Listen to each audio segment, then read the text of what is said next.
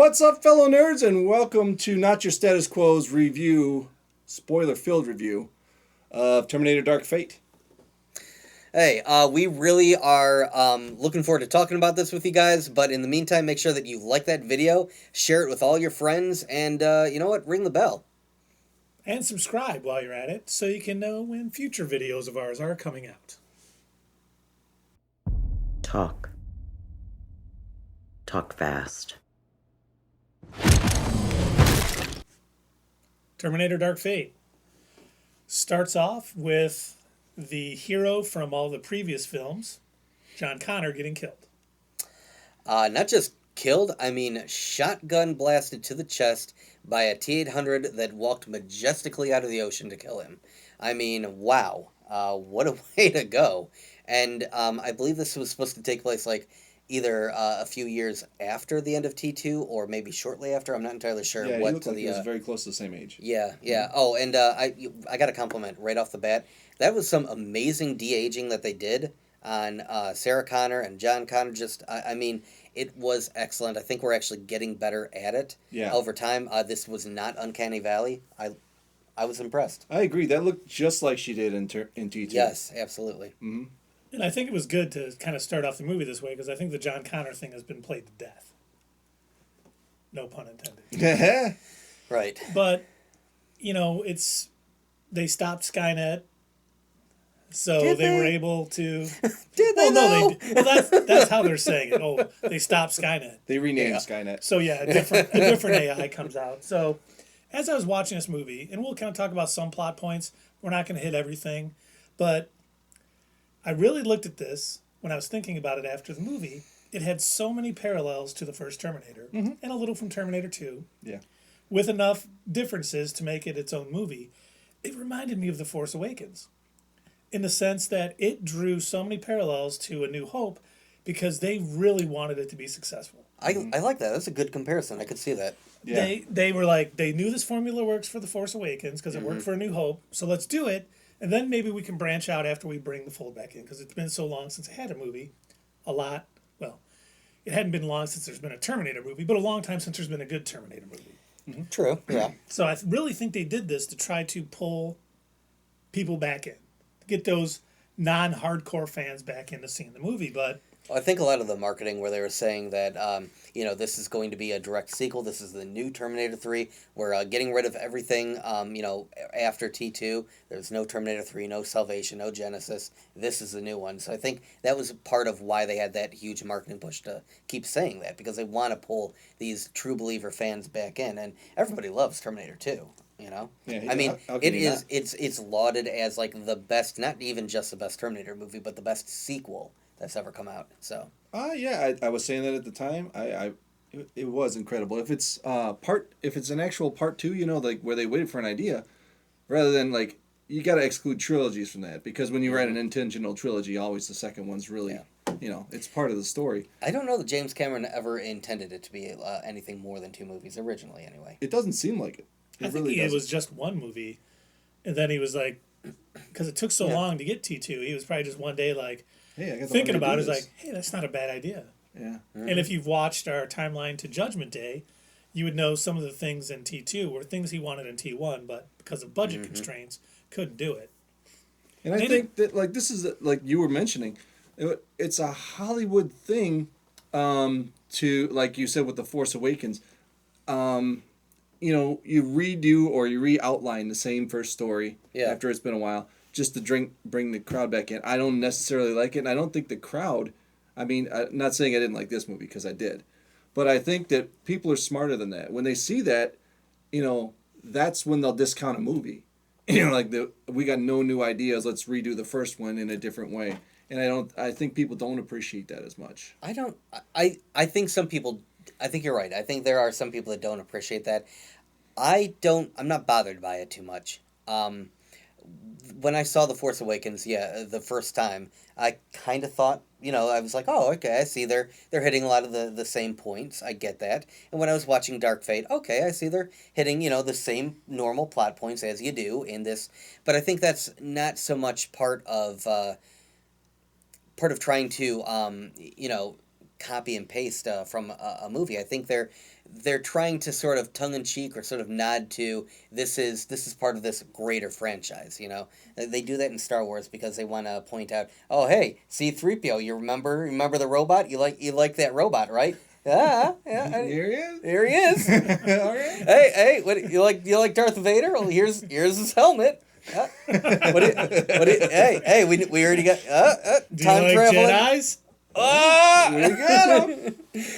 Time traveling robots. All right, Terminator fans.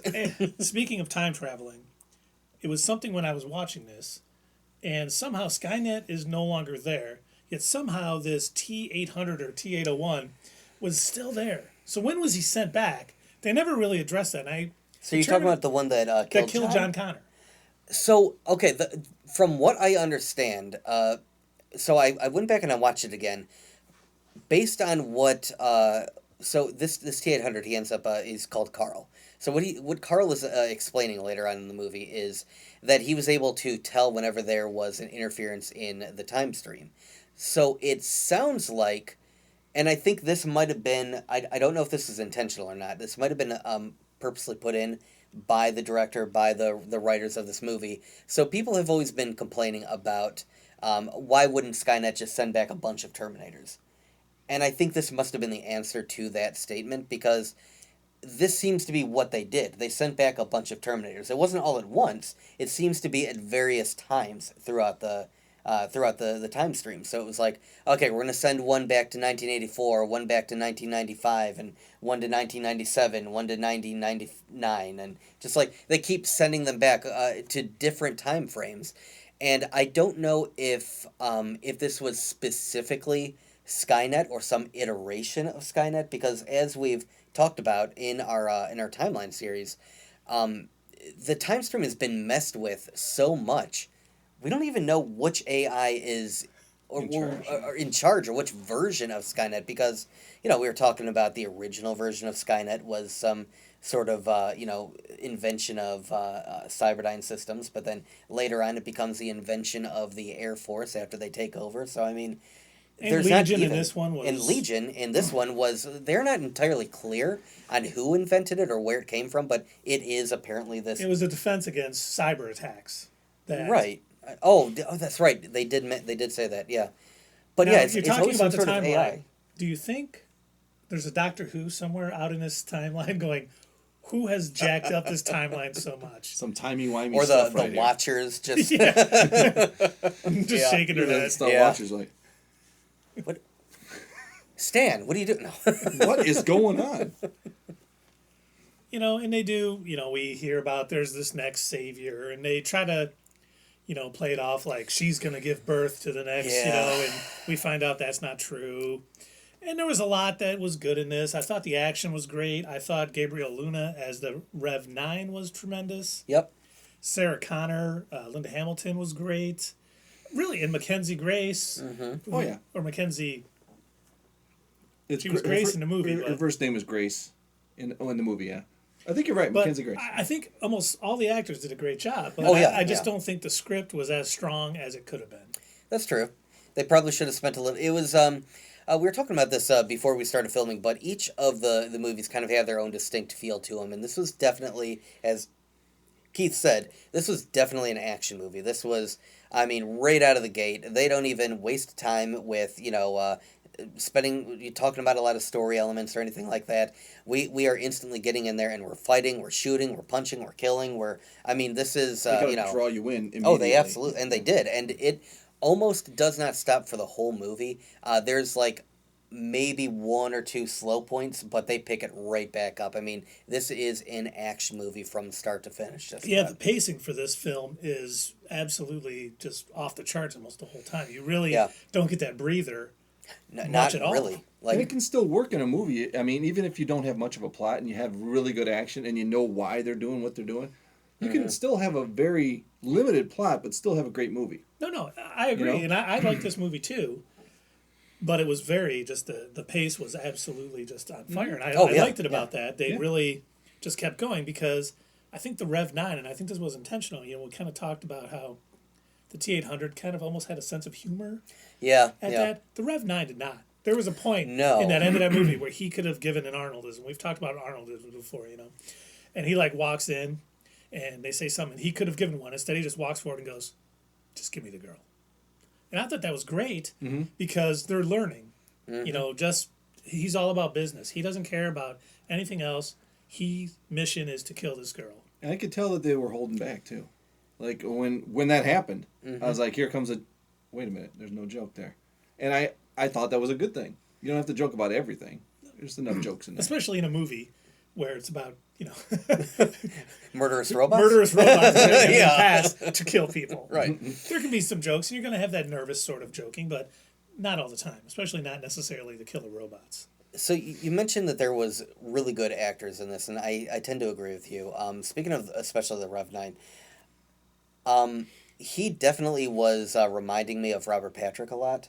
I mean, the way that he was carrying himself, the way that he was, like, the T-1000 was incredible for the time, and, I mean, it still holds up to this day, in my opinion. But the way that he portrayed that role as he could be an unfeeling, uncaring machine, but he still had his, little infiltrator elements. And the Rev 9 was very similar in that regard, where he would make these little cracks that were almost human. But at the same time, like you said, he was very on point, and he was trying to complete his mission. And at one point, he even looks at the T-800, and he says something along the lines of, like, "We have the same mission. Why are you fighting this?" Like, You know what I liked about the actor? You were talking about the Robert Patrick comparison. Is that, like, when he was speaking to somebody, he was. It was like he was a human, right? Oh, yeah. And when he wasn't, it was all business. It was absolutely. like all that humanity was stripped away. Yeah. That's some good acting. When they knew he was a Terminator, he wasn't trying to pretend to be human. He was just move forward with my mission. Yes. Oh, and can we make a comparison to Terminator 3 real quick?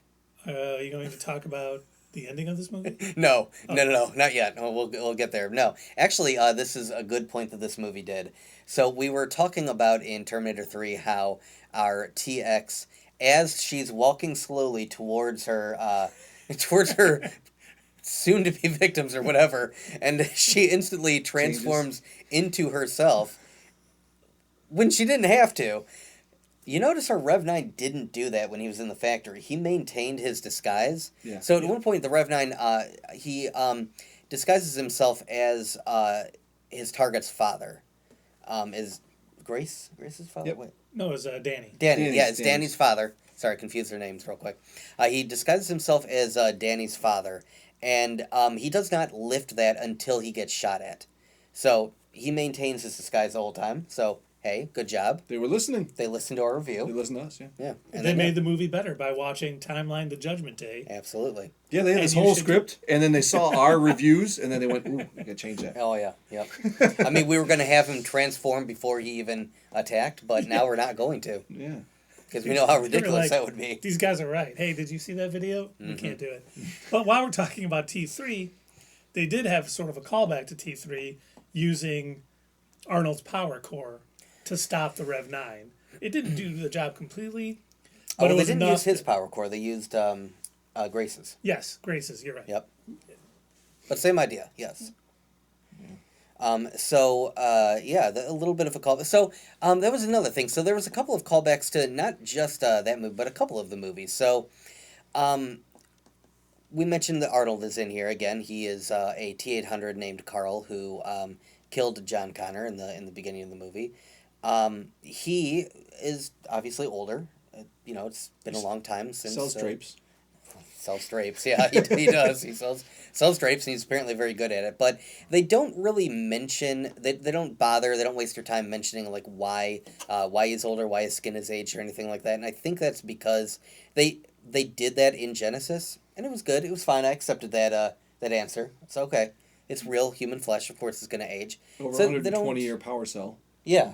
It's going to age. Yeah, okay. So that's fine. But they don't bother, saying that again. I guess they either assume that you are that you've already seen Genesis, or they assume, you know what, this is an action flick, I've shut my brain off, I'm good to go. Yeah, but see, at other times they don't do that. I mean, I like the part when he's like, "Oh, I'm married, and I have a kid," and she's like, You didn't She notice hasn't Hit the noticed he's 400 pounds. yeah. Yeah. And he's like, well, we don't have that kind of relationship. Yeah, we don't have a physical relationship. Yeah. And they did little Yeah. things like that where they, Okay. it's like, okay. But then you're right. Other parts are just like, we can just gloss this over. They We're already not gonna know. worry about it. Yeah. I suppose if it required explanation, that's where they kind of like, okay. Yeah, maybe if they hadn't, they thought if he hasn't been explained in another movie, we'll do it here. Otherwise, it's a waste of time. Yeah. And how long had he been with that wife and child? What, I 10 assume years? it'd been since the 10? 90s, wouldn't it have been? I don't know. Well, the kid was a teenager. Oh, that's true. Yeah. So it's going to be 10 to 15 years. And lost my train Did he of thought, did he mention what he was doing before he met them? Drapes. So he like got right into But this is something that Doug showed us earlier. For those of you, and we'll put the picture up right here of Carl's van, the phone number on that van is a working number. It is. And if you call it, you get to hear Carl on the voicemail.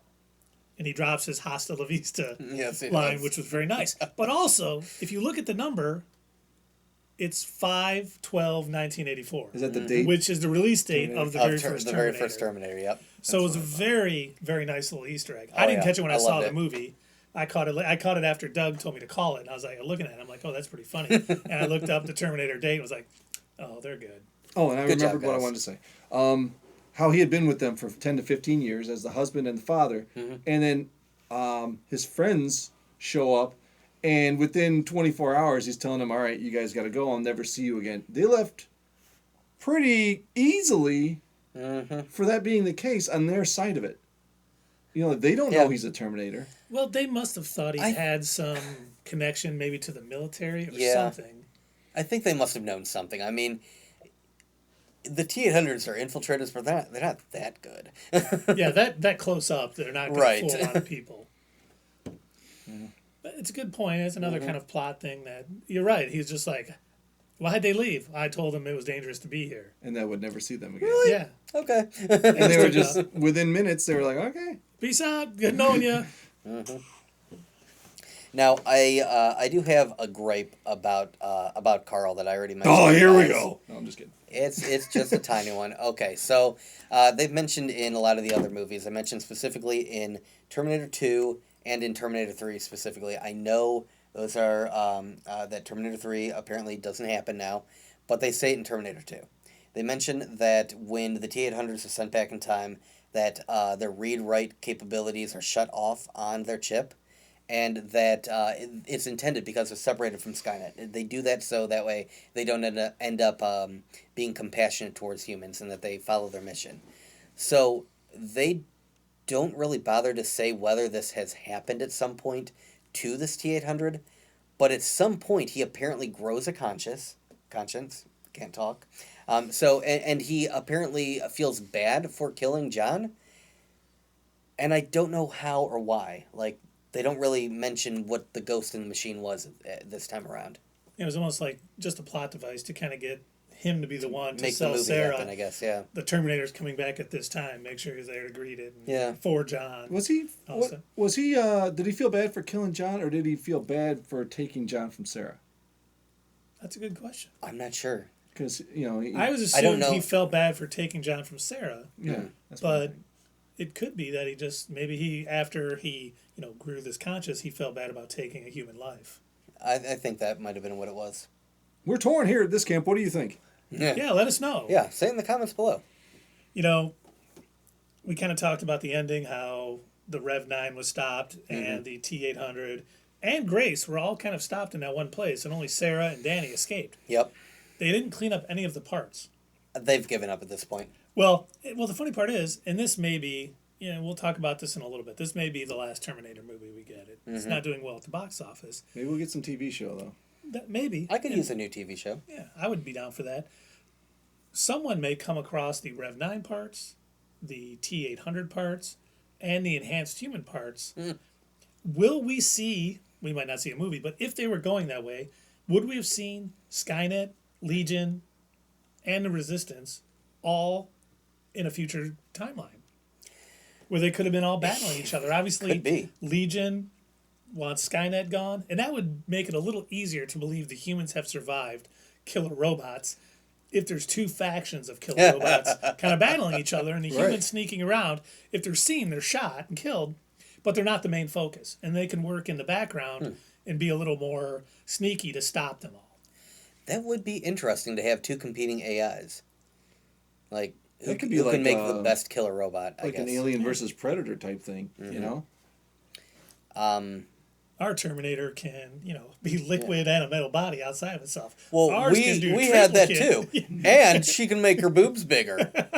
Oh. Score 1 for Rise of the Machines. It's going to make the difference. All right.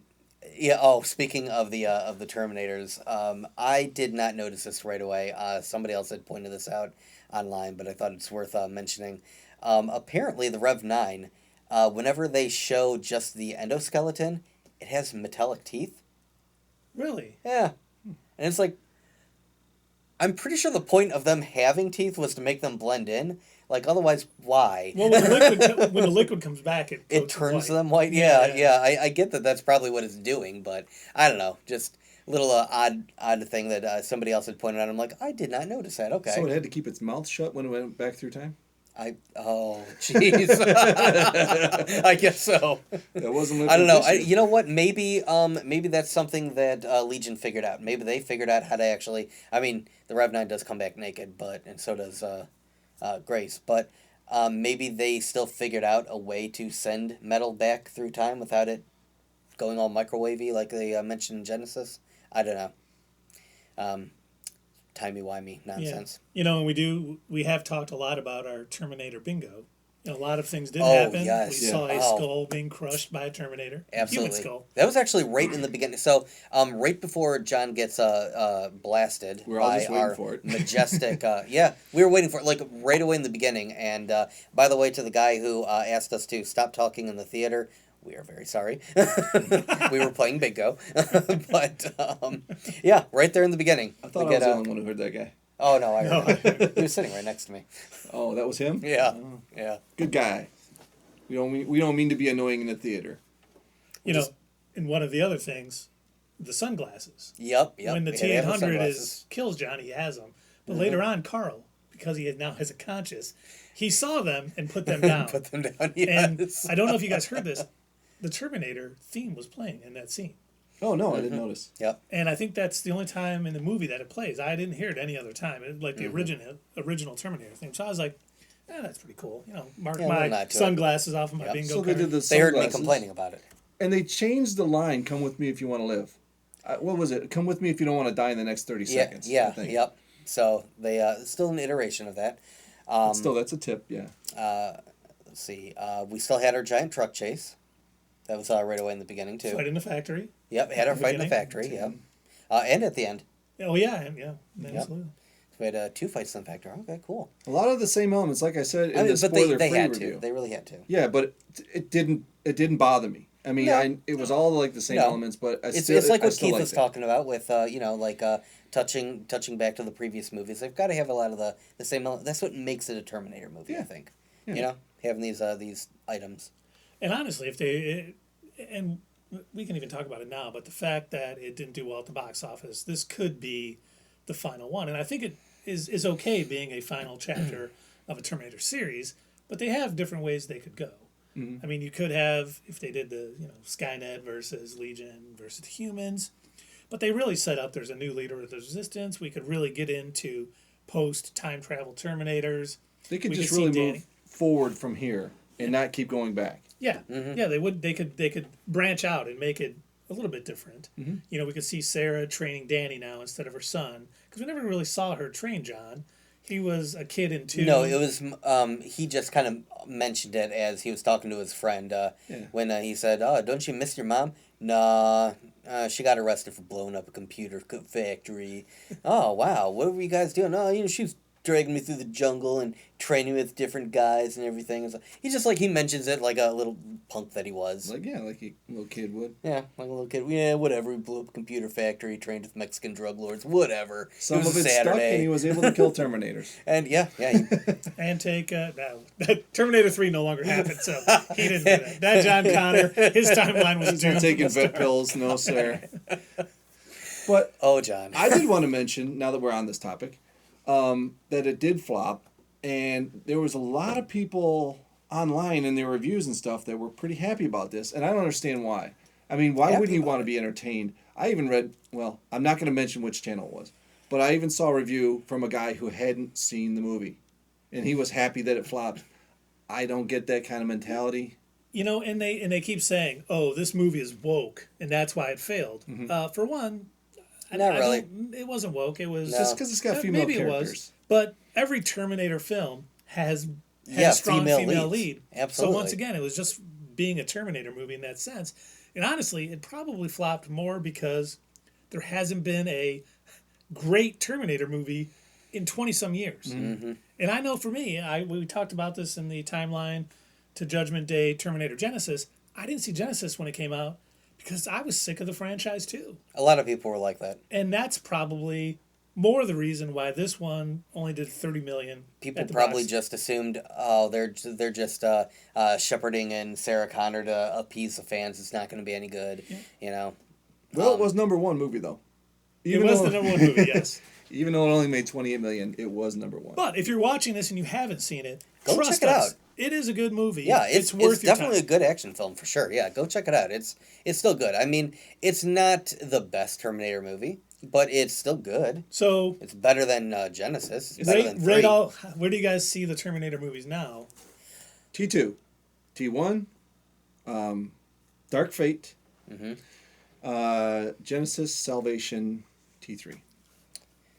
Keith? And I go T2, Terminator, Dark Fate, Salvation, Genesis, Rise of the Machines. Yeah, just one different. So I'm a little bit different. While I appreciate Terminator 2's aesthetics, and I really do like that they pumped up the budget and that it was a good movie, I still actually rate T1 better. So I put it, I'm going to reorganize that because I did say T2 at first. But I'm going to put T1 first. All right, that's my #1. Because it was just so excellent, started the franchise. And I mean, even if you look aside at the bad special effects, it was still a good movie. It was still a good thriller movie too. And it's lasted. I mean, 1984 it came out. Oh yeah. And it's still. Almost I just rewatched it, it a few weeks ago, and I still absolutely enjoyed it. So the music in that movie. No, go ahead. So I put T1, I put T2, I put Dark Fate, Salvation, Genesis, and then 3. What do you guys think? How do you guys rate the Terminator movies? If you haven't seen it, what would it take to get you to see it? We would love your input. Thank you. Yeah, absolutely. Yeah, seriously, go check it out. It's not the worst movie you're ever going to see, trust me. It's decent. It's a fine movie. Like I said, it's not the greatest Terminator movie, but it's a really good action flick, and there are really good actors and actresses. Excellent. And it honestly gets Linda the franchise Hamilton, back on track. And Linda Hamilton, still in her prime, man. She's still good. She's a little bit older, but she's still good. She can still act. She can still blow the shit up out of Terminator. So she can drop F-bombs like nobody's business. Oh, absolutely. She stole the "I'll be back" line. Yep. Yeah, I'll be back.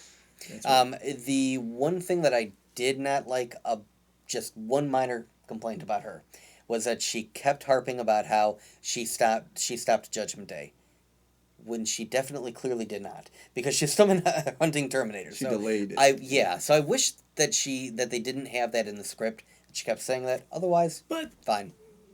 That's her mantra. Maybe that's what keeps her going. She lost her son, and maybe she knows deep down she didn't stop Judgment Day, but she says that to keep going, to keep stopping. She's like, I saved 3 billion lives that day. Okay, but they're gonna die at just a later date now. But she couldn't accept that. She had to, branch that part off so she could keep moving on. But she's still great at hunting Terminators. So if you go see it for anything, go see it for Linda Hamilton. She still rocks. And thanks everybody for watching, and we'll see y'all soon.